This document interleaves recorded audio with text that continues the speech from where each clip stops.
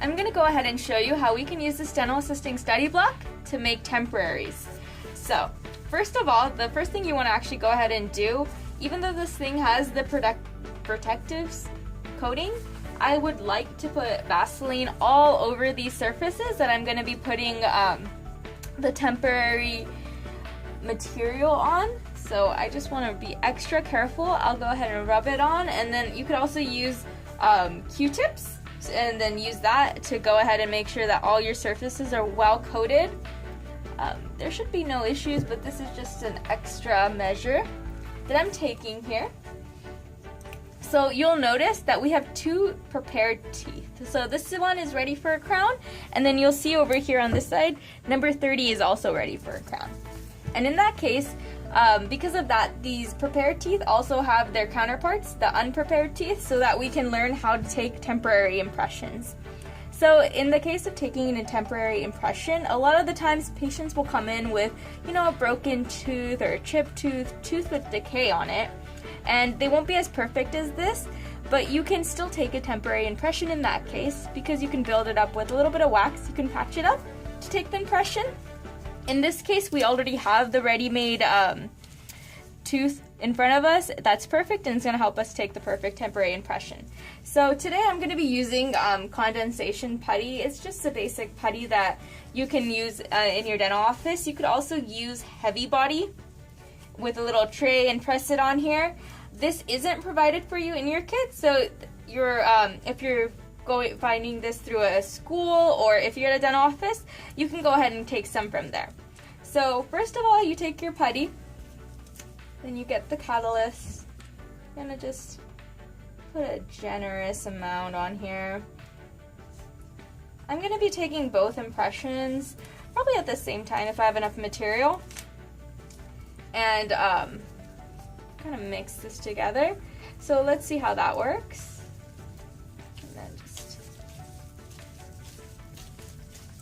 I'm gonna work a little fast with this stuff because the setting time isn't very slow, but it isn't very fast. So let's see.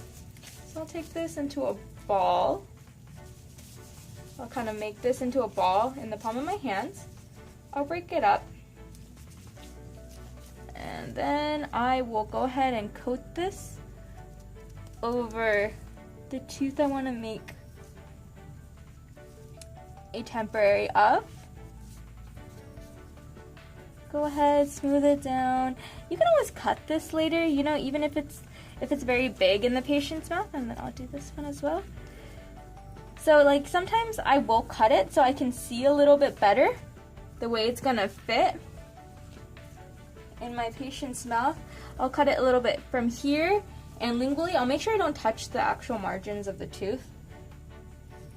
But sometimes it makes it easier to place it back in, especially when you're working with the tooth pile. Alright, so now let's go ahead and wait for that to set. Now that our putty is set, I'm going to show you how to go ahead and trim this and then go ahead and make the temporary. So over here, for tooth number 31, I already have a trimmed model that I went ahead and trimmed. So I'm just going to show you how it should look on the fit and what I'm kind of going for. So as you can see, there's no openings. It's a perfect fit, and you want it kind of something small because you don't want to put something huge in the patient's mouth, and it's you don't want to waste too much material.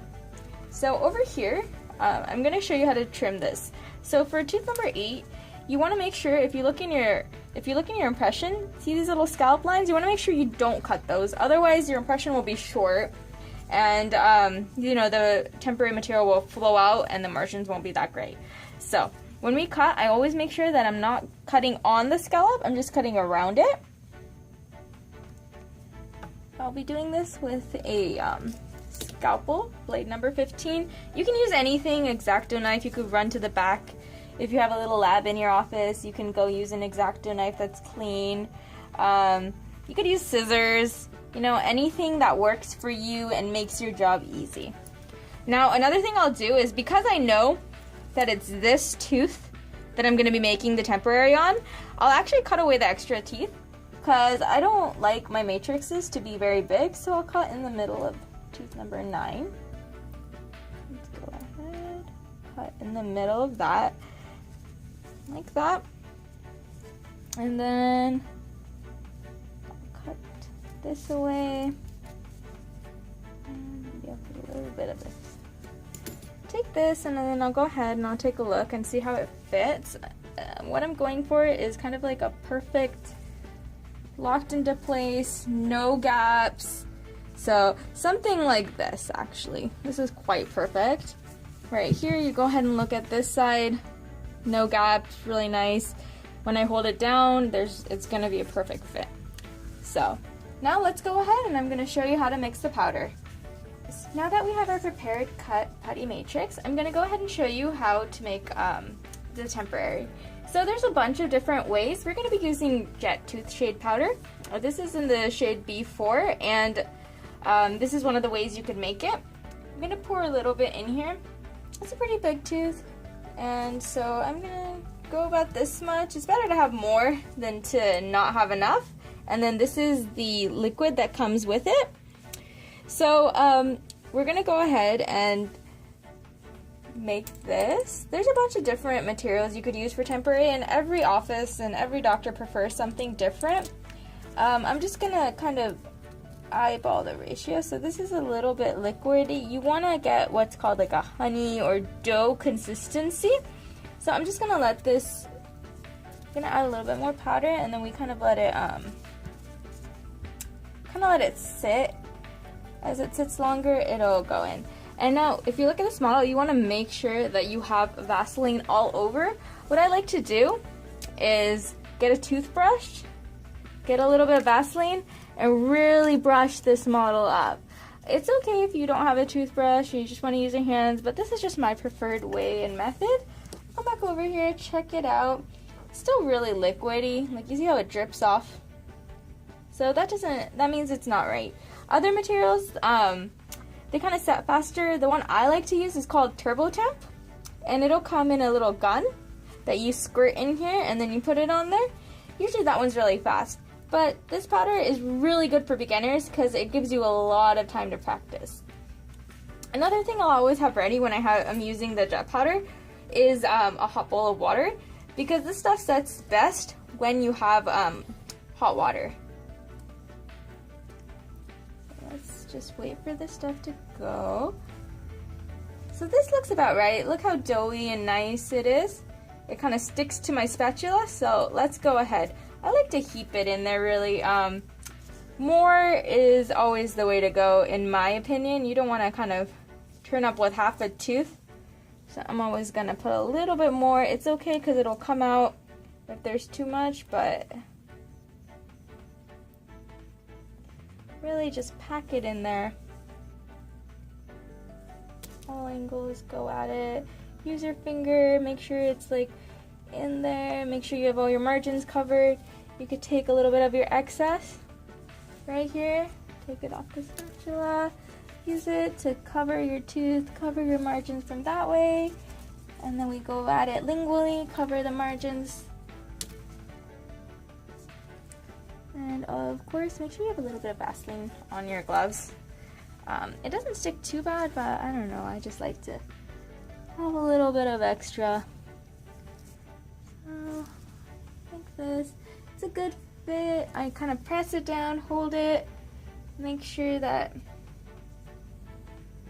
it's in place, and we just wait for it to set.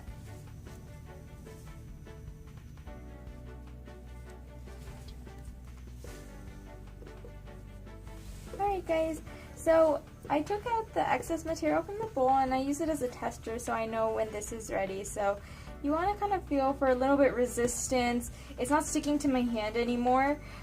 You don't want to wait for it to get completely hard, because otherwise it might, you risk the chance of it sticking to the tooth and it'll be really hard to get out. So I think this is right about the right consistency. When I stretch it, it doesn't like pull apart, it's more like rubber. So let's go ahead and give it a try. So when you're going to pull off the matrix, you go ahead and go like this. This one went ahead and stuck on there, and that's okay. Usually with a carver or like with a with an explorer, you can kind of help it out. I'll use this time to, since it's still soft, I'll use this time to kind of take the excess off. I'll just kind of be cutting it off. There you go. Like that. Kind of make a U shape around the tooth. We'll just be pulling it off very gentle with it. You want to be careful, but don't worry about it. If anything happens, remember this is just practice. And in the patient's mouth, things always end up differently because their mouth is much warmer than, you know, a study block. And in a case like this, maybe you want to take some like warm gauze, dip it in here, bring it out a little bit. Then you can always coat it here so that we wait for it to get a little bit hard. That little excess off. See how hard my material is getting. And you can always kind of lift it up and see. I'll kind of give it a small poke. My material looks still a little bit set, a little bit rubbery. So I'm just gonna leave that, and I'll go ahead and show you what the final looks like once I take it off.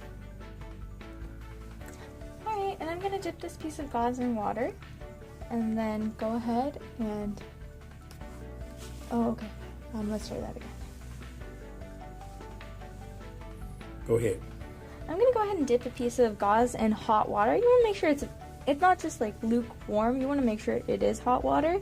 Of course, don't burn yourself, but I make sure it's a good, nice temperature, and then I will just wrap my tooth around it. You won't really want to do this in the patient's mouth. It's probably never gonna be necessary because this is a study model, and I kind of want to mimic the warmth. I just am going to add this little step in.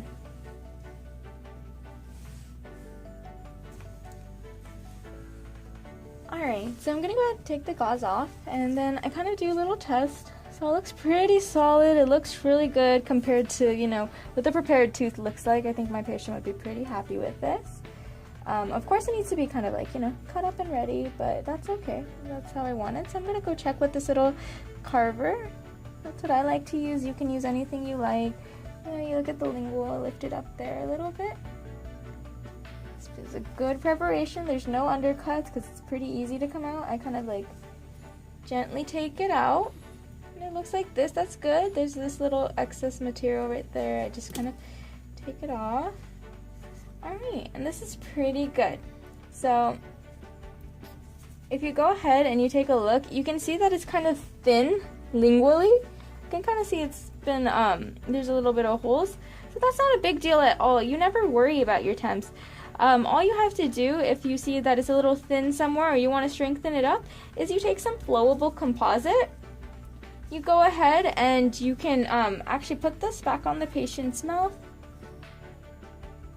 And once it's all the way seated back in, you take some composite in this area and you just kind of like touch it where you want to add a little bit more bulk. And then all you would need to do is light cure it, and then you can take it right back off. Don't worry about the composite sticking to the tooth or anything. You haven't etched and you haven't added any bonding, so it'll only stick to your temporary. It won't do anything to the surrounding teeth or even to this tooth. Let me take it back out. And once it's out, I'll go ahead and I'll examine what's called the marginal area. So as long as the margins are fairly clean and nice, you can go ahead and take up this excess material out. I would go in there with like a round, with a straight diamond and kind of round this out to give it a more aesthetic look. I would follow this line because this is extra material. I would follow this margin line. This is extra. So I kind of shave that away and really shape it up, and that's what's really going to give me the perfect temp. But this is a good amount of material. It looks really good, and it's going to be perfect.